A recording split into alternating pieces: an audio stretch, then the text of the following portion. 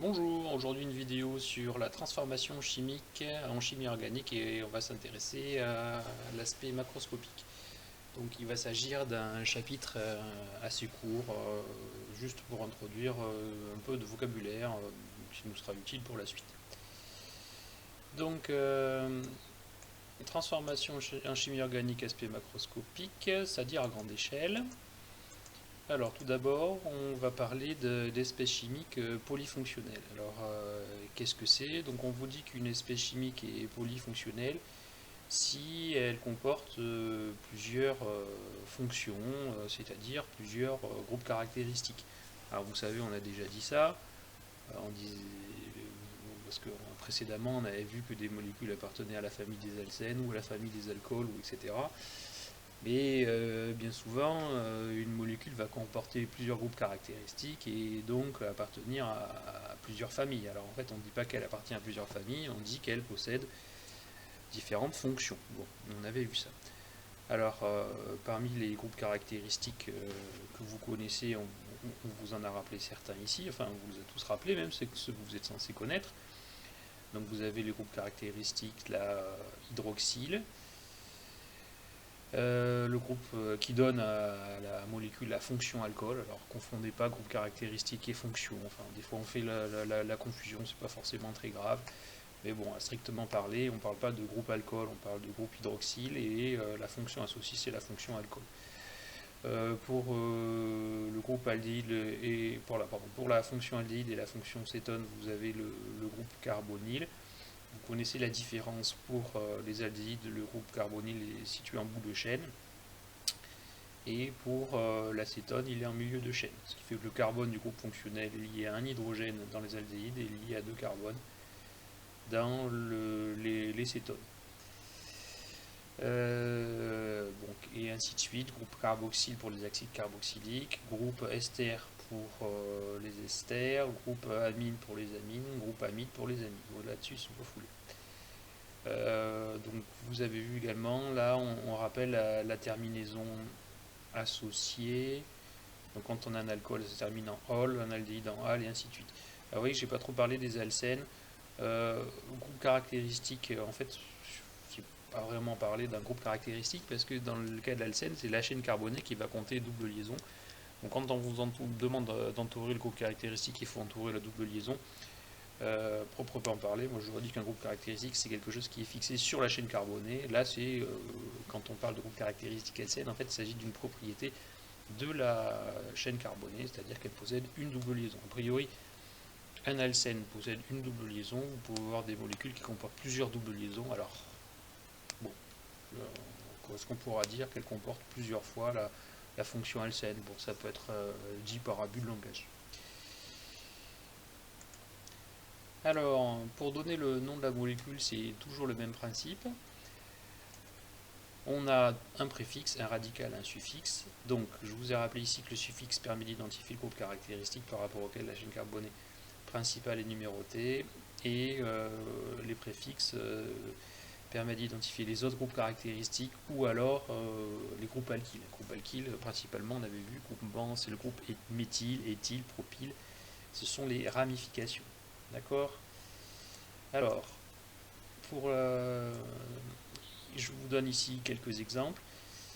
Alors, tout d'abord, ici, l'acide 3-oxobutanoïque. Alors, d'abord, avant de dessiner la molécule correspondante, ce qu'on va vous demander, c'est à partir du nom de reconnaître ici quels sont les groupes caractéristiques que va comporter cette molécule. Rien qu'au nom, déjà, on a quoi comme groupe caractéristique? Alors, le premier groupe caractéristique, c'est facile, ça commence par acide. Et ici, le nom finit par oïque. Donc, on a un groupe caractéristique facile à reconnaître. Ça va être le groupe carboxyle, là, puisqu'on a la terminaison en oïque et puis qu'on a acide devant. Donc, on aura la fonction acide carboxylique. Pour l'autre groupe caractéristique, c'est un peu différent, puisque ici, on a oxo devant butanoïque. Alors oxo, c'est quoi? Oxo, c'est qu'on a la fonction cétone, donc on a un groupe carbonyle. Alors vous voyez qu'on n'a pas mis, évidemment, on n'a pas pu mettre les deux suffixes juste à poser à la fin. Donc il y a une fonction qui est prioritaire sur les deux, la fonction acide carboxylique est prioritaire sur la fonction cétone, ce qui fait que pour la fonction cétone, eh bien, on va mettre le groupe enfin, pour le nom, on va mettre le nom correspondant, on va mettre ça en préfixe. Voilà. Alors, je vais vous dessiner la molécule. Alors, pour la molécule d'acide 3-oxobutanoïque, pour retrouver la formule, donc on part de la racine. Ici, donc la racine, c'est butane.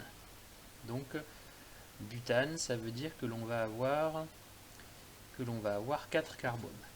Alors, je vais mettre 4 carbones à la queue leu. 1, 2, 3, 4, c'est ma racine. Ensuite, je passe au suffixe. Donc, suffixe, je suis en oïque, donc j'ai un acide carboxylique. Donc, je vais ici mettre le groupe carboxyle. Je le mets en bout de chaîne, peu importe si je le mets à droite ou à gauche. Allons-y gaiement, je vais le mettre à droite. Voilà. Alors, si je veux numéroter maintenant la chaîne carbonée, il faut que je commence absolument par le carbone fonctionnel. Puisque ici, mon groupe carboxyle est prioritaire. Donc j'ai 1, 2, 3, 4. Voilà. Donc ensuite, j'ai en position 3 le groupement, le groupe carbonyle. Voilà. Et ben, c'est tout ce que j'ai. Donc je complète avec des hydrogènes de façon à ce que chaque carbone soit entouré de 4 liaisons. Donc ça me donne ceci. Voilà. Et j'ai donc ici la formule de ma molécule. Je peux la représenter en représentation topologique. Donc représentation topologique 1, 2, 3, 1, 2, 3, 4 carbone. Le groupe caractéristique ici, carboxyle. Et puis ici, le groupe carbonyle. Voilà. Même chose ensuite pour l'autre molécule, l'acide 4,6-diamino-octène 2-NOïque. Alors, qu'est-ce qu'il y a là-dedans dans cette molécule? Alors déjà, on va essayer de comprendre un peu ce qu'il y a. Acide oïque, donc déjà on va avoir une fonction acide carboxylique. Ça, c'est clair. Ensuite, là, on a dans le suffixe N et oïque. Les deux suffixes se superposent. Suffixe N, ça veut dire qu'on va avoir un groupe caractéristique alcène. Bon, en plus. Et après, en préfixe, on a diamino. Donc diamino, c'est qu'on a en plus le groupe caractéristique amine. Alors, qu'est-ce que ça nous donne dans la molécule pour représenter cette molécule? Donc, je commence par la chaîne carbonée, comme d'habitude. Donc ici, j'ai une racine, c'est oct, donc 8 atomes de carbone. 1, 2, alors c'est un peu long, 3, 4, 5, 6, 7, 8. Je vais mettre, pour le fun, pour aujourd'hui, je vais mettre le groupe caractéristique carboxyle à gauche. Je numérote ma chaîne carbonée. 3, 4, 5, 6, 7, 8. Alors j'ai après une double liaison position 2. Là, et blanc. Et puis en position 4 et 6, j'ai deux groupes amines. Donc voilà le travail. Je complète après avec des hydrogènes. Voilà, ça me donne quelque chose comme ça. Et si vous voulez en formule topologique, ça va me représenter alors 1, 2, 3, 4, 5, 6, 7. Après 1, 2, la double liaison est là. 1, 2, 3, 4, 5, 6. Et NH2, ça me ferait quelque chose comme ceci. Voilà. Donc voilà pour mes exemples. Grand 2 maintenant, modification de la structure des molécules.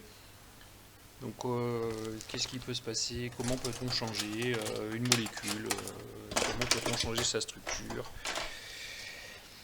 Alors, tout d'abord, on peut faire des modifications avec la conservation. Enfin, on peut tout d'abord modifier la chaîne carbonique. Et tout d'abord, on peut faire des modifications en conservant le nombre d'atomes de carbone. Alors, je vous ai mis ici tout d'abord un petit rappel sur les chaînes carbonées. La chaîne carbonée est linéaire si tous les atomes de carbone sont à la queue leu. La chaîne de carbonée est ramifiée si vous avez ici, à partir d'un carbone, des branches, enfin des atomes de carbone qui partent dans plusieurs directions, on va dire. Voilà, donc ça c'est une ramification, on va dire. La chaîne est insaturée s'il y a au moins une double liaison dans la chaîne. Voilà. Une chaîne est cyclique si elle se referme sur elle-même. Donc ça c'est pour les différentes chaînes carbonées. Donc je répète, la chaîne est saturée si elle contient que des liaisons simples, insaturée si elle contient au moins une liaison multiple. Hein. Alors,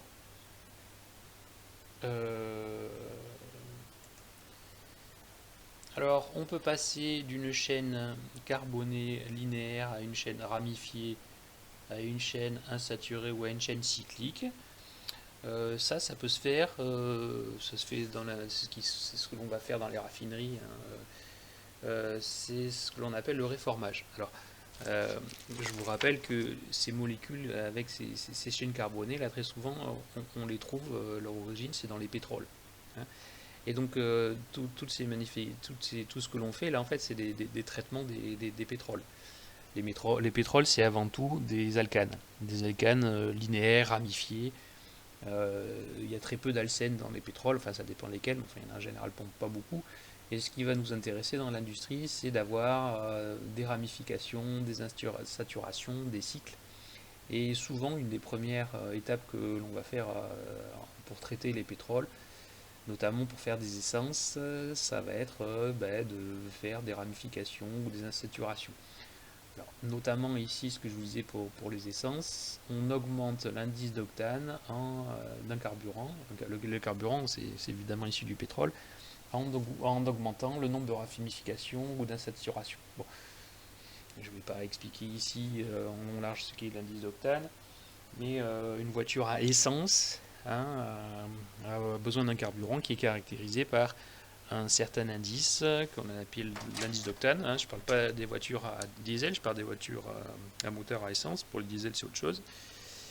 Ça caractérise le pouvoir antidétonant du carburant. Donc, pour avoir le meilleur indice d'octane possible, il faut avoir des molécules avec des ramifications ou des insaturations. Bon, je ne vais pas rentrer plus que ça dans les détails. Alors ensuite, on peut également diminuer le nombre d'atomes de carbone.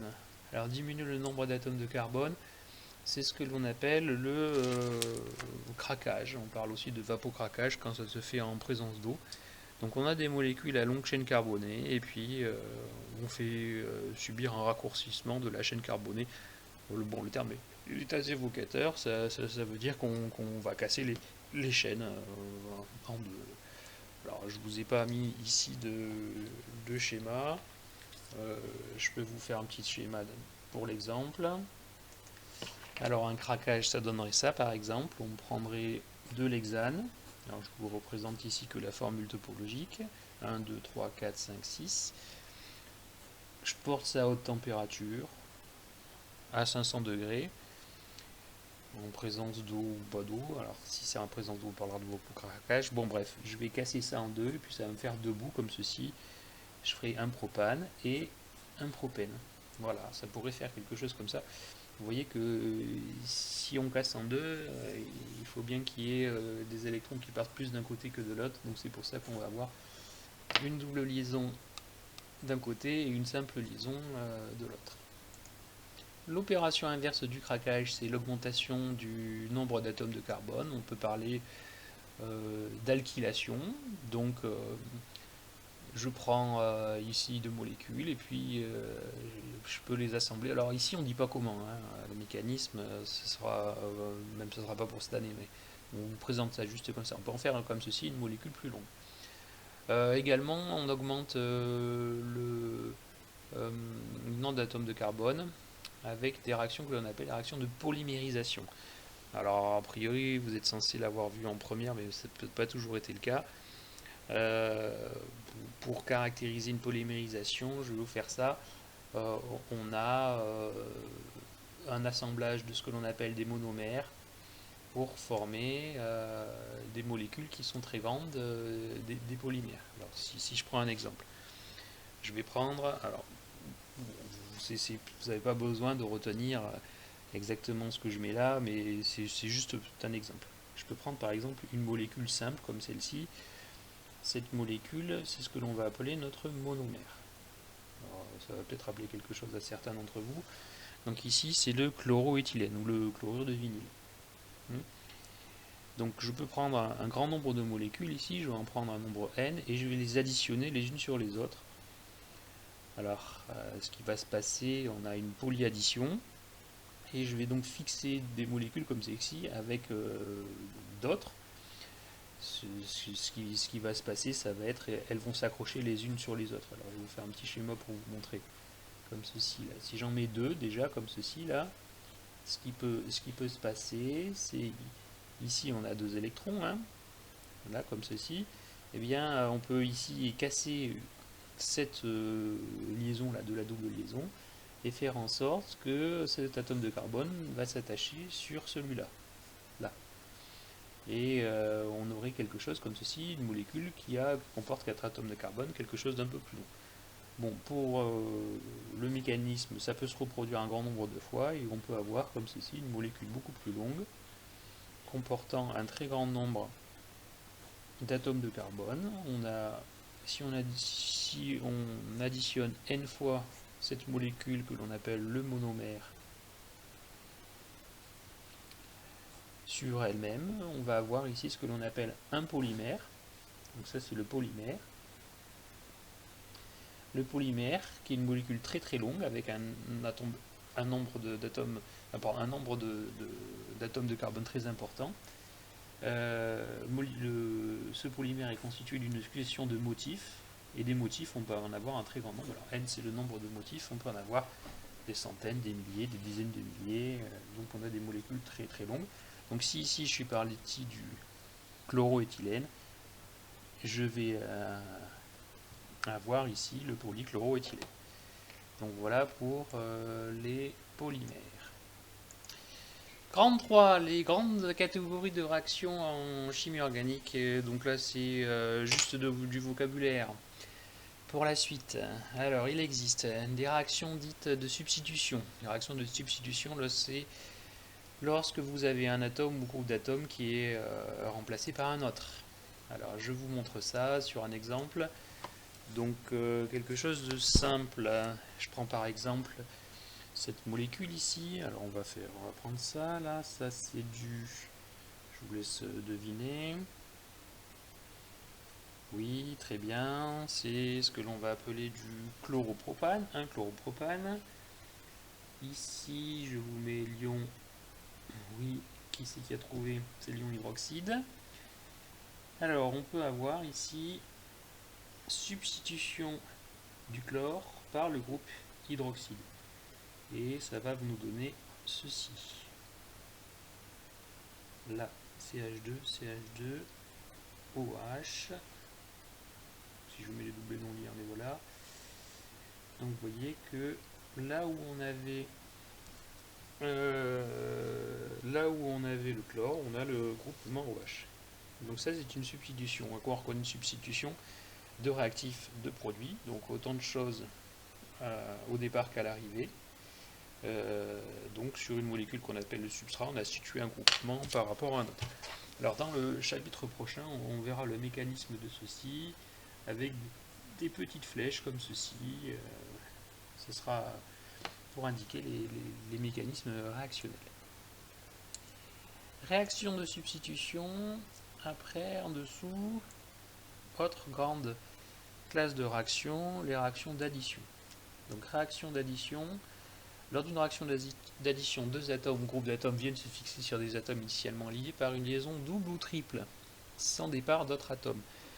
Donc on part d'une molécule qui comporte au moins une insaturation.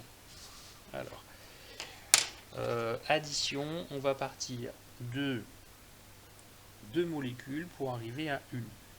Alors je vous mets ici une molécule, on va partir, alors on va faire celle-ci là. Celle-là, ça serait du but de N, et ça serait même le E but de N. E but de N, voilà. Alors je peux additionner là-dessus une molécule de chlorure d'hydrogène. Voilà.